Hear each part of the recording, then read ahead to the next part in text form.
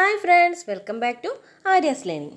നമ്മളിന്ന് പഠിക്കുന്നത് 7ാം ക്ലാസ്സിലെ സാമൂഹ്യശാസ്ത്രത്തിലെ 10ാമത്തെ ചാപ്റ്ററാണ് നമ്മുടെ ഭരണഘടന. എന്താണ് റിപ്പബ്ലിക്? തിരഞ്ഞെടുക്കപ്പെടുന്ന ഒരു വ്യക്തി രാഷ്ട്രത്തലവനായുള്ള സംവിധാനമാണ് റിപ്പബ്ലിക്. തിരഞ്ഞെടുക്കപ്പെടുന്ന ഒരു വ്യക്തി രാഷ്ട്രത്തലവനായുള്ള സംവിധാനമാണ് റിപ്പബ്ലിക്. ഇന്ത്യയുടെ രാഷ്ട്രത്തലവൻ രാഷ്ട്രപതി. India റിപ്പബ്ലിക്കായത് 1950 January 26.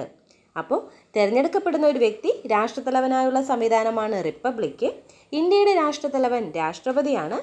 India റിപ്പബ്ലിക്കായത് 1950 January 26. India ഔദ്യോഗികമായി അറിയപ്പെടുന്നത് എങ്ങനെയാണ്? Republic of India. ഇന്ത്യ ഔദ്യോഗികമായി അറിയപ്പെടുന്നത് റിപ്പബ്ലിക് ഓഫ് ഇന്ത്യ. ഭരണഘടനയുടെ പ്രഖ്യാപനം അനുസരിച്ച് ഇന്ത്യയുടെ രാഷ്ട്രത്തലവൻ രാഷ്ട്രപതിയാണ്. ഭരണഘടനയുടെ പ്രഖ്യാപനം അനുസരിച്ച് ഇന്ത്യയുടെ രാഷ്ട്രത്തലവൻ രാഷ്ട്രപതിയാണ്. ഭരണഘടനാ നിർമ്മാണ സഭയുടെ ആദ്യ സമ്മേളനം നടന്നതെന്ന്? 1946 ഡിസംബർ 9. ഭരണഘടനാ നിർമ്മാണ സഭയുടെ ആദ്യ സമ്മേളനം നടന്നത് 1946 ഡിസംബർ 9. ഭരണഘടനാ നിർമ്മാണ സഭയുടെ സ്ഥിരം അധ്യക്ഷനാരാണ്? ഡോക്ടർ രാജേന്ദ്ര പ്രസാദ്. ഭരണഘടനാ നിർമ്മാണ സഭയുടെ സ്ഥിരം അധ്യക്ഷനാരാണ്? ഡോക്ടർ രാജേന്ദ്ര പ്രസാദ്. ഭരണഘടനാ നിർമ്മാണ സഭ ഭരണഘടന അംഗീകരിച്ച വർഷം? 1949 നവംബർ 26.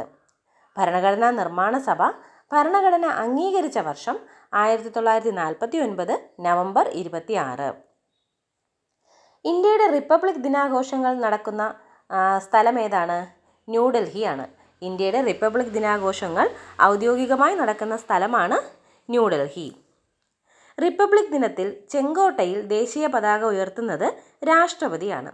റിപ്പബ്ലിക് ദിനത്തിൽ ചെങ്കോട്ടയിൽ ദേശീയ പതാക ഉയർത്തുന്നത് രാഷ്ട്രപതിയാണ്. അപ്പോൾ ഇന്ത്യയുടെ റിപ്പബ്ലിക് ദിനാഘോഷങ്ങൾ ഔദ്യോഗികമായി നടക്കുന്ന സ്ഥലം ന്യൂഡൽഹിയാണ്. റിപ്പബ്ലിക് ദിനത്തിൽ ചെങ്കോട്ടയിൽ ദേശീയ പതാക ഉയർത്തുന്നത് രാഷ്ട്രപതിയാണ്. ഇന്ത്യൻ ഭരണഘടനയുടെ ശില്പി BR അംബേദ്കർ. ഇന്ത്യൻ ഭരണഘടനയുടെ ശില്പി ആരാണ്? BR അംബേദ്കർ. ഇനി ഭരണഘടനാ ഡ്രാഫ്റ്റിംഗ് കമ്മിറ്റിയുമായി ബന്ധപ്പെട്ട പ്രസ്താവനകളാണ്. ഭരണഘടനയുടെ കരട് തയ്യാറാക്കുന്നതിന് വേണ്ടി രൂപീകരിച്ച കമ്മിറ്റിയാണ് ഡ്രാഫ്റ്റിംഗ് കമ്മിറ്റി. ഭരണഘടന ഡ്രാഫ്റ്റിംഗ് കമ്മിറ്റിയുടെ അധ്യക്ഷൻ BR അംബേദ്കർ ആണ്. ഡ്രാഫ്റ്റിംഗ് കമ്മിറ്റിയിൽ അംഗങ്ങളുടെ എണ്ണം 7 ആണ്. അപ്പോൾ ഭരണഘടനയെ ഡ്രാഫ്റ്റിംഗ് കമ്മിറ്റിയുമായി ബന്ധപ്പെട്ട പ്രസ്താവനകളാണ്. ഭരണഘടനയുടെ കരട് തയ്യാറാക്കുന്നതിന് വേണ്ടി രൂപീകരിച്ച കമ്മിറ്റിയാണ് ഡ്രാഫ്റ്റിംഗ് കമ്മിറ്റി. ഭരണഘടനാ ഡ്രാഫ്റ്റിംഗ് കമ്മിറ്റിയുടെ അധ്യക്ഷൻ BR അംബേദ്കർ. ഡ്രാഫ്റ്റിംഗ് കമ്മിറ്റിയിലെ അംഗങ്ങളുടെ എണ്ണം 7. ഇനി ആമുഖവുമായി ബന്ധപ്പെട്ട പ്രസ്താവനകളാണ്. ഇന്ത്യൻ ഭരണഘടനയുടെ അടിസ്ഥാന ആദർശങ്ങളും മൂല്യങ്ങളും പ്രതിഫലിക്കുന്നത് ആമുഖത്തിലാണ്. ഇന്ത്യൻ ഭരണഘടനയുടെ അടിസ്ഥാന ആദർശങ്ങളും മൂല്യങ്ങളും പ്രതിഫലിക്കുന്നത് ആമുഖത്തിലാണ്. ഇന്ത്യൻ ഭരണഘടനയുടെ സത്തയും ഭരണഘടനയുടെ താക്കോലും എന്നറിയപ്പെടുന്നു. ഇന്ത്യൻ ഭരണഘടനയുടെ സത്തയും ഭരണഘടനയുടെ താക്കോലും എന്നറിയപ്പെടുന്നത് ആമുഖമാണ്. ഭരണഘടനയുടെ ആമുഖം എഴുതിയത് ആരാണ്? ജവഹർലാൽ നെഹ്റു. അപ്പോൾ ആമുഖവുമായി ബന്ധപ്പെട്ട പ്രസ്താവനകൾ എന്തൊക്കെയാണ്? ഇന്ത്യൻ ഭരണഘടനയുടെ അടിസ്ഥാന ആദർശങ്ങളും മൂല്യങ്ങളും പ്രതിഫലിക്കുന്നത് ആമുഖത്തിലാണ്. ഇന്ത്യൻ ഭരണഘടനയുടെ സത്തയും ഭരണഘടനയുടെ താക്കോലും എന്നറിയപ്പെടുന്നത് ആമുഖമാണ്. ഭരണഘടനയുടെ ആമുഖം എഴുതിയത് ജവഹർലാൽ നെഹ്റു. 1976 ഭരണഘടനാ ആക്ടിലെ ഏത് വകുപ്പ് പ്രകാരമാണ് പരമാധികാര ജനാധിപത്യ റിപ്പബ്ലിക് എന്നതിന് പകരം ആമുഖത്തിൽ പരമാധികാര സ്ഥിതി സമത്വ മതേതര ജനാധിപത്യ റിപ്പബ്ലിക് എന്ന് ചേർത്തത്? വകുപ്പ് 2 ആണ്. 42ാം ഭേദഗതി 1976. 1976 ഭരണഘടനാ ആക്ടിലെ ഏത് വകുപ്പ് പ്രകാരമാണ് പരമാധികാര ജനാധിപത്യ റിപ്പബ്ലിക് എന്നതിന് പകരം ആമുഖത്തിൽ പരമാധികാര സ്ഥിതി സമത്വ മതേതര ജനാധിപത്യ റിപ്പബ്ലിക് എന്ന് ചേർത്തത്? വകുപ്പ് 2 ആണ്. അതായത് 1976 42ാം ഭേദഗതിയിലെ വകുപ്പ് 2. ഇനി ബാഹ്യവും ആഭ്യന്തരവുമായ കാര്യങ്ങളിൽ തീരുമാനമെടുക്കുന്നതിന് രാഷ്ട്രത്തിനുള്ള അധികാരത്തെയാണ് പരമാധികാരം എന്ന് പറയുന്നത്. ബാഹ്യവും ആഭ്യന്തരവുമായ കാര്യങ്ങളിൽ തീരുമാനമെടുക്കുന്നതിന് രാഷ്ട്രത്തിനുള്ള അധികാരമാണ് പരമാധികാരം. ഇനി സമൂഹത്തിലെ സാമൂഹ്യ സാമ്പത്തിക രാഷ്ട്രീയ അസമത്വങ്ങളെക്കുറിച്ച് സാമൂഹ്യനീതി ഉറപ്പാക്കുന്നതാണ് സ്ഥിതി സമത്വം. സമൂഹത്തിലെ സാമൂഹ്യ സാമ്പത്തിക രാഷ്ട്രീയ അസമത്വങ്ങൾ കുറച്ച് സാമൂഹ്യനീതി ഉറപ്പാക്കുന്നതാണ് സ്ഥിതി സമത്വം. അപ്പോൾ എന്താണ് പരമാധികാരം? ബാഹ്യവും ആഭ്യന്തരവുമായ കാര്യങ്ങളിൽ തീരുമാനമെടുക്കുന്നതിന് രാഷ്ട്രത്തിനുള്ള അധികാരമാണ് പരമാധികാരം. സമൂഹത്തിലെ സാമൂഹ്യ സാമ്പത്തിക രാഷ്ട്രീയ അസമത്വങ്ങൾ കുറച്ച് സാമൂഹ്യനീതി ഉറപ്പാക്കുന്നതാണ് സ്ഥിതി സമത്വം. ഇന്ത്യയുടെ ഭരണഘടന ഔദ്യോഗികമായി നിലവിൽ വന്നത് എന്നാണ്? 1950 ജാനുവരി 26. എത്രാം ഭേദഗതിയിലൂടെയാണ് രാഷ്ട്രത്തിൻ്റെ ഐക്യം എന്നതിന് പകരം ആമുഖത്തിൽ രാഷ്ട്രത്തിൻ്റെ ഐക്യവും അഖണ്ഡതയും എന്ന് ചേർത്തത്? 42ാം ഭേദഗതി. എത്രാമത്തെ ഭേദഗതിയിലൂടെയാണ് രാഷ്ട്രത്തിൻ്റെ ഐക്യം എന്നതിന് പകരം ആമുഖത്തിൽ രാഷ്ട്രത്തിൻ്റെ ഐക്യവും അഖണ്ഡതയും എന്ന് ചേർത്തത്? 42ാം ഭേദഗതി 1976 വകുപ്പ് 2. ഇനി ഇന്ത്യൻ ഭരണഘടനയുടെ പ്രധാന സവിശേഷതകൾ എന്തൊക്കെയാണ്? പാർലമെൻ്ററി ഭരണ സമ്പ്രദായം, മൗലിക അവകാശങ്ങൾ, മൗലിക കർത്തവ്യങ്ങൾ, നിർദ്ദേശക തത്വങ്ങൾ, നിയമവാഴ്ച, സംയുക്ത ഭരണവ്യവസ്ഥ, എഴുതപ്പെട്ട ഭരണഘടന, സ്വതന്ത്ര നീതിന്യായ വ്യവസ്ഥ. ഇന്ത്യൻ ഭരണഘടനയുടെ പ്രധാന സവിശേഷതകളാണ് പാർലമെൻ്ററി ഭരണ സമ്പ്രദായം, മൗലിക അവകാശങ്ങൾ, മൗലിക കർത്തവ്യങ്ങൾ, നിർദ്ദേശക തത്വങ്ങൾ, നിയമവാഴ്ച, സംയുക്ത ഭരണവ്യവസ്ഥ, എഴുതപ്പെട്ട ഭരണഘടന, സ്വതന്ത്ര നീതിന്യായ വ്യവസ്ഥ. മൗലിക കർത്തവ്യങ്ങൾ ഇന്ത്യൻ ഭരണഘടനയിൽ ഉൾപ്പെടുത്തിയ ഭേദഗതി 42 1976. മൗലിക കർത്തവ്യങ്ങൾ ഇന്ത്യൻ ഭരണഘടനയിൽ ഉൾപ്പെടുത്തിയ ഭേദഗതിയാണ് 1976 42ാം ഭേദഗതി. 6 മുതൽ 14 വയസ്സ് വരെയുള്ള എല്ലാ കുട്ടികൾക്കും സൗജന്യവും നിർബന്ധിതവുമായ വിദ്യാഭ്യാസം എന്ന മൗലിക അവകാശത്തെക്കുറിച്ച് പരാമർശിക്കുന്ന ഭരണഘടനാ അനുച്ഛേദമേത്? 21A. 6 മുതൽ 14 വയസ്സ് വരെയുള്ള എല്ലാ കുട്ടികൾക്കും സൗജന്യവും നിർബന്ധിതവുമായ വിദ്യാഭ്യാസം എന്ന മൗലിക അവകാശത്തെക്കുറിച്ച് പരാമർശിക്കുന്ന ഭരണഘടനാ അനുച്ഛേദമാണ് 21A. ഇനി സമത്വത്തിനുള്ള അവകാശം ആർട്ടിക്കിൾ 14 മുതൽ 18 വരെ. സമത്വത്തിനുള്ള അവകാശം 14 മുതൽ 18 വരെ. സ്വാതന്ത്ര്യത്തിനുള്ള അവകാശം 19 മുതൽ 22 വരെ. സ്വാതന്ത്ര്യത്തിനുള്ള അവകാശം 19 മുതൽ 22 വരെ. ചൂഷണത്തിനെതിരെയുള്ള അവകാശം 23ഉം 24ഉം. ചൂഷണത്തിനെതിരെയുള്ള അവകാശം 23ഉം 24ഉം. മതസ്വാതന്ത്ര്യത്തിനുള്ള അവകാശം 25 മുതൽ 28 വരെ. മതസ്വാതന്ത്ര്യത്തിനുള്ള അവകാശം 25 മുതൽ 28 വരെ. അപ്പോൾ സമത്വത്തിനുള്ള അവകാശം ആർട്ടിക്കിൾ 14 മുതൽ 18 വരെ. സ്വാതന്ത്ര്യത്തിനുള്ള അവകാശം 19 മുതൽ 22 വരെ. ചൂഷണത്തിനെതിരെയുള്ള അവകാശം 23ഉം 24ഉം. മതസ്വാതന്ത്ര്യത്തിനുള്ള അവകാശം 25 മുതൽ 28 വരെ. ഇനി മൗലികാവകാശവുമായി ബന്ധപ്പെട്ടൊരു പ്രസ്താവനയാണ്. ജനാധിപത്യത്തിൻ്റെ വിജയത്തിനും പൗരന്മാരുടെ സമ്പൂർണ്ണ വികാസത്തിനും വേണ്ടി ഭരണഘടന ഉറപ്പു നൽകുന്ന അവകാശങ്ങളാണ് മൗലികാവകാശങ്ങൾ. ജനാധിപത്യത്തിൻ്റെ വിജയത്തിനും പൗരന്മാരുടെ സമ്പൂർണ്ണ വികാസത്തിനും വേണ്ടി ഭരണഘടന ഉറപ്പു നൽകുന്ന അവകാശങ്ങളാണ് മൗലികാവകാശങ്ങൾ. മൗലികാവകാശങ്ങൾ പൗരന് നിഷേധിക്കാതിരിക്കാൻ ഗവൺമെൻറ്റുകൾക്ക് ഉത്തരവാദിത്തമുണ്ട്. മൗലികാവകാശങ്ങൾ ലംഘിക്കപ്പെടുകയാണെങ്കിൽ പൗരന് ഹൈക്കോടതികളെയോ സുപ്രീം കോടതിയെയോ സമീപിക്കാവുന്നതാണ്. അപ്പോൾ ജനാധിപത്യത്തിൻ്റെ വിജയത്തിനും പൗരന്മാരുടെ സമ്പൂർണ്ണ വികാസത്തിനും വേണ്ടി ഭരണഘടന ഉറപ്പു നൽകുന്ന അവകാശങ്ങളാണ് മൗലികാവകാശങ്ങൾ. മൗലികാവകാശങ്ങൾ പൗരന് നിഷേധിക്കാതിരിക്കാൻ ഗവൺമെൻറ്റുകൾക്ക് ഉത്തരവാദിത്തമുണ്ട്. മൗലികാവകാശങ്ങൾ ലംഘിക്കപ്പെടുകയാണെങ്കിൽ പൗരന് ഹൈക്കോടതികളെയോ സുപ്രീം കോടതിയെയോ സമീപിക്കാവുന്നതാണ്. നിർദ്ദേശക തത്വങ്ങൾ നടപ്പിലാക്കുന്നതിനായി കോടതിയെ സമീപിക്കാൻ കഴിയുമോ? കഴിയില്ല. നിർദ്ദേശക തത്വങ്ങൾ നടപ്പിലാക്കുന്നതിനായി കോടതിയെ സമീപിക്കാൻ ആകില്ല.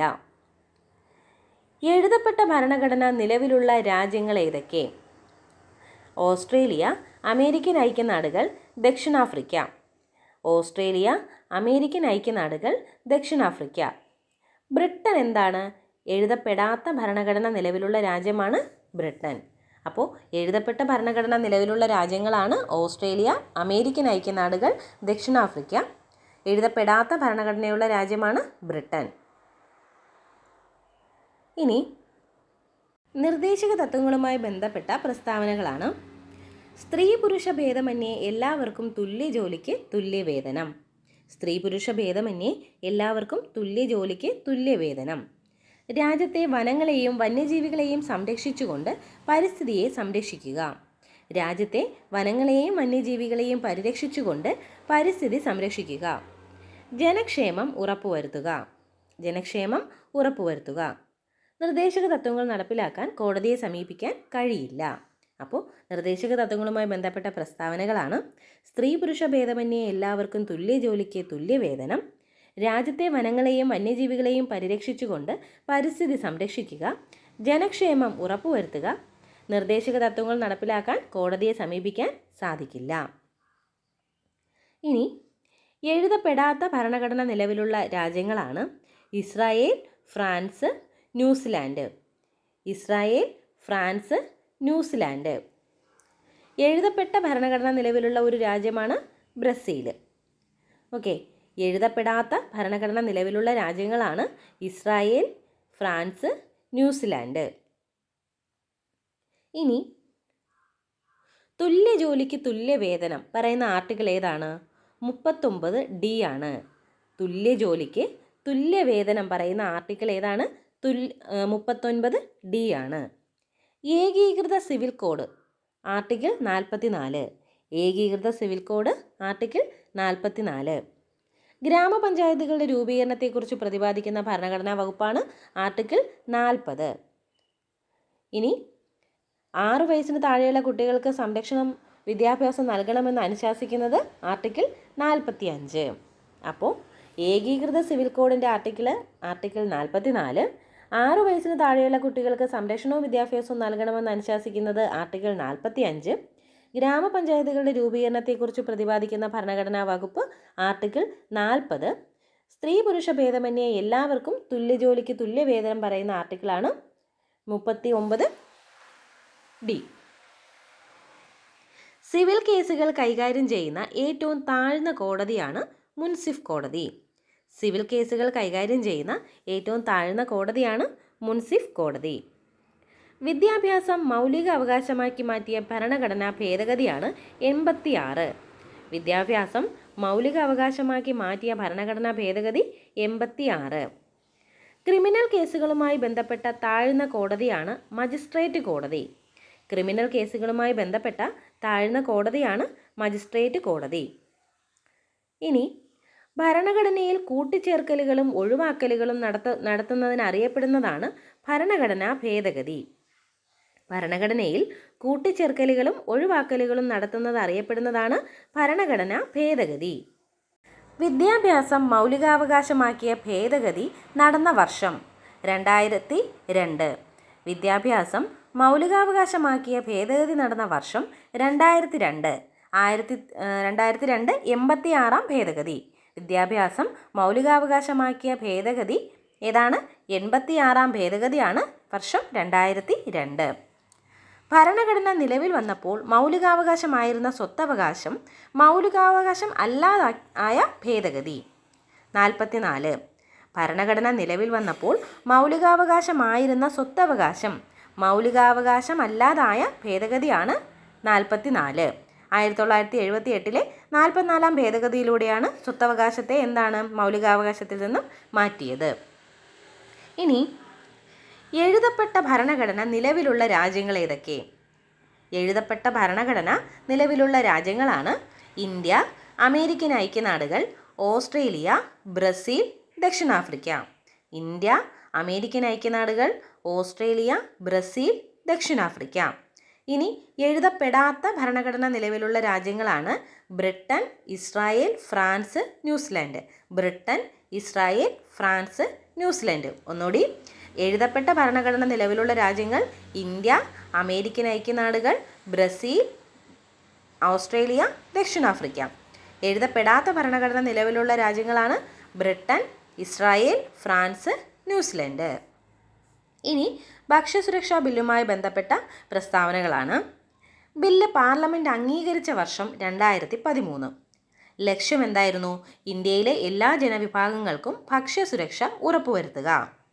കേന്ദ്ര ഗവൺമെൻറ്റിൻ്റെ ഈ നിയമം സംസ്ഥാനങ്ങളുടെ സഹകരണത്തോടെയാണ് നടപ്പിലാക്കുന്നത്. അപ്പോൾ ഭക്ഷ്യസുരക്ഷാ ബില്ലുമായി ബന്ധപ്പെട്ട പ്രസ്താവനകളാണ്: ബില്ല് പാർലമെൻറ്റ് അംഗീകരിച്ച വർഷം 2013. ലക്ഷ്യം ഇന്ത്യയിലെ എല്ലാ ജനവിഭാഗങ്ങൾക്കും ഭക്ഷ്യസുരക്ഷ ഉറപ്പുവരുത്തുക. കേന്ദ്ര ഗവൺമെൻറ്റിൻ്റെ ഈ നിയമം സംസ്ഥാനങ്ങളുടെ സഹകരണത്തോടെയാണ് നടപ്പിലാക്കുന്നത്. നിയമവാഴ്ച അതിൻ്റെ പരിഷ്കൃതവും ആധുനികവുമായ രൂപത്തിൽ വികസിച്ചു വന്നതിന് അടിസ്ഥാനമായ ഭരണഘടന ഏത്? ബ്രിട്ടീഷ് ഭരണഘടന. നിയമവാഴ്ച അതിൻ്റെ പരിഷ്കൃതവും ആധുനികവുമായ രൂപത്തിൽ വികസിച്ചു വന്നതിന് അടിസ്ഥാനമായ ഭരണഘടനയാണ് ബ്രിട്ടീഷ് ഭരണഘടന. കേന്ദ്ര സംസ്ഥാന പ്രാദേശിക ഗവൺമെൻറ്റുകൾക്ക് അധികാരം പങ്കിട്ട് നൽകുന്ന ഭരണരീതിയാണ് സംയുക്ത ഭരണവ്യവസ്ഥ. കേന്ദ്ര സംസ്ഥാന പ്രാദേശിക ഗവൺമെൻറ്റുകൾക്ക് അധികാരം പങ്കിട്ട് നൽകുന്ന ഭരണരീതിയാണ് സംയുക്ത ഭരണവ്യവസ്ഥ. എല്ലാ അധികാരവും കേന്ദ്ര ഗവൺമെൻറ്റിൽ നിലനിർത്തുകയാണെങ്കിൽ അതറിയപ്പെടുന്നത് ഏകായത്ത ഭരണവ്യവസ്ഥ. എല്ലാ അധികാരവും കേന്ദ്ര ഗവൺമെൻറ്റിൽ നിലനിർത്തുകയാണെങ്കിൽ അതറിയപ്പെടുന്നത് എന്താണ്? ഏകായത്ത ഭരണവ്യവസ്ഥ. അപ്പോൾ കേന്ദ്ര സംസ്ഥാന പ്രാദേശിക ഗവൺമെൻറ്റുകൾക്ക് അധികാരം പങ്കിട്ട് നൽകുന്ന ഭരണരീതിയാണ് സംയുക്ത ഭരണവ്യവസ്ഥ. എല്ലാ അധികാരവും കേന്ദ്ര ഗവൺമെൻറ്റിൽ നിലനിർത്തുകയാണെങ്കിൽ അതറിയപ്പെടുന്നത് ഏകായത്ത ഭരണവ്യവസ്ഥ. ഇനി നിയമത്തിന് മുന്നിൽ എല്ലാവരും സമന്മാരാണ് എന്നതാണ് നിയമവാഴ്ച കൊണ്ട് ഉദ്ദേശിക്കുന്നത്. ഈ പ്രസ്താവന ശരിയാണോ? ശരിയാണ്. നിയമത്തിന് മുന്നിൽ എല്ലാവരും സമന്മാരാണ് എന്നതാണ് നിയമവാഴ്ച കൊണ്ട് ഉദ്ദേശിക്കുന്നത്. മൗലിക ചുമതലകൾ ഭരണഘടനയിൽ ഉൾപ്പെടുത്തിയ ഭരണഘടനാ ഭേദഗതി ഏതാണ്? 42ാം ഭേദഗതി. മൗലിക ചുമതലകൾ ഭരണഘടനയിൽ ഉൾപ്പെടുത്തിയ ഭരണഘടനാ ഭേദഗതിയാണ് 42ാം ഭേദഗതി. മൗലിക കർത്തവ്യങ്ങൾ പ്രതിപാദിക്കുന്നത് എവിടെയാണ്? ഭാഗം 4A മൗലിക കർത്തവ്യങ്ങൾ പ്രതിപാദിക്കുന്നത് ഭാഗം 4A. രാഷ്ട്രം പിന്തുടരേണ്ട മഹത്തായ ആശയങ്ങളും മാർഗങ്ങളും ലക്ഷ്യങ്ങളും പ്രതിപാദിച്ചിട്ടുള്ളത് നിർദ്ദേശക തത്വങ്ങളിലാണ്. രാഷ്ട്രം പിന്തുടരേണ്ട മഹത്തായ ആശയങ്ങളും മാർഗങ്ങളും ലക്ഷ്യങ്ങളും പ്രതിപാദിച്ചിട്ടുള്ളത് നിർദ്ദേശക തത്വങ്ങളിലാണ്. ഇനി ഇന്ത്യയിലെ പരമോന്നത നീതിപീഠം ഏതാണ്? സുപ്രീം കോടതിയാണ്. ഇന്ത്യയിലെ പരമോന്നത നീതിപീഠം സുപ്രീം കോടതിയാണ്. സംസ്ഥാനങ്ങളിലെ ഏറ്റവും ഉയർന്ന കോടതിയാണ് ഹൈക്കോടതി. ഇനി സിവിൽ കേസുകൾ കൈകാര്യം ചെയ്യുന്ന ഏറ്റവും താഴ്ന്ന കോടതി മുൻസിഫ് കോടതി. ഇന്ത്യയിലെ പരമോന്നത നീതിപീഠം സുപ്രീം കോടതി, സംസ്ഥാനങ്ങളിലെ ഏറ്റവും ഉയർന്ന കോടതി ഹൈക്കോടതി, സിവിൽ കേസുകൾ കൈകാര്യം ചെയ്യുന്ന ഏറ്റവും താഴ്ന്ന കോടതിയാണ് മുൻസിഫ് കോടതി. സ്വതന്ത്ര നീതിന്യായ വ്യവസ്ഥയുമായി ബന്ധപ്പെട്ട പ്രസ്താവനകളാണ്: പൗരന്മാരുടെ അവകാശങ്ങൾ സംരക്ഷിക്കുന്നതിന് സ്വതന്ത്രമായ ഒരു നീതിന്യായ സംവിധാനം ഇന്ത്യയിലുണ്ട്. രണ്ടാമത്തെ പ്രസ്താവന: കുറ്റവാളികളെ ശിക്ഷിക്കുകയും നിയമസംരക്ഷണം ഉറപ്പുവരുത്തുകയുമാണ് നീതിന്യായ വ്യവസ്ഥയുടെ പ്രധാന ചുമതല. മൂന്നാമത്തെ സ്റ്റേറ്റ്മെൻറ്റ്: നിയമനിർമ്മാണ സഭയുടെയും കാര്യനിർവഹണ വിഭാഗത്തിൻ്റെയും സ്വാധീനത്തിൽ നിന്ന് നീതിന്യായ വിഭാഗം സ്വതന്ത്രമാണ്.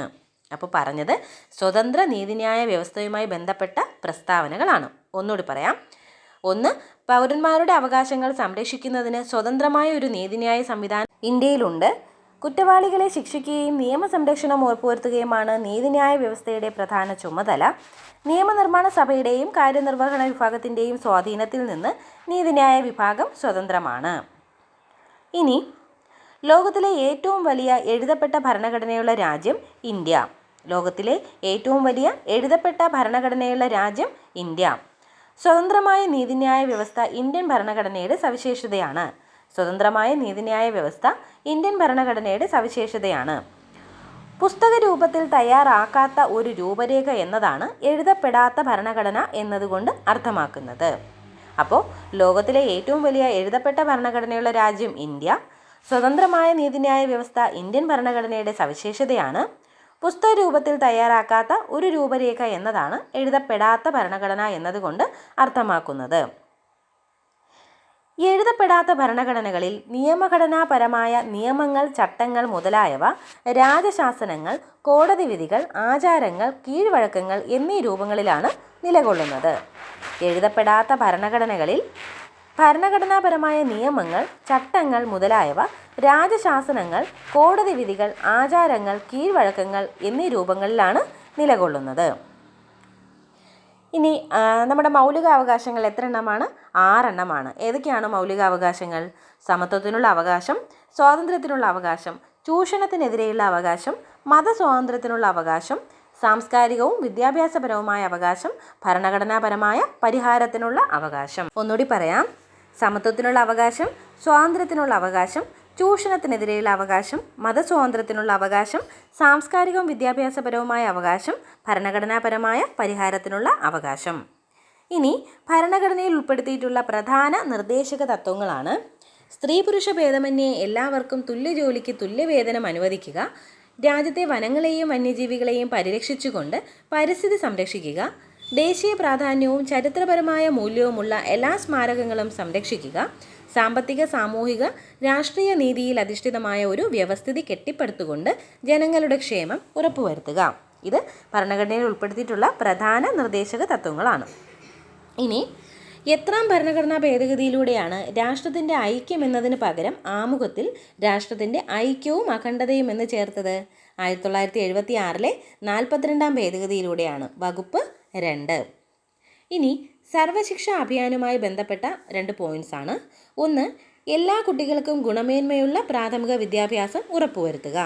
2, സർവശിക്ഷാ അഭിയാൻ്റെ ആപ്തവാക്യമാണ് സർവരും പഠിക്കുക, സർവരും വളരുക.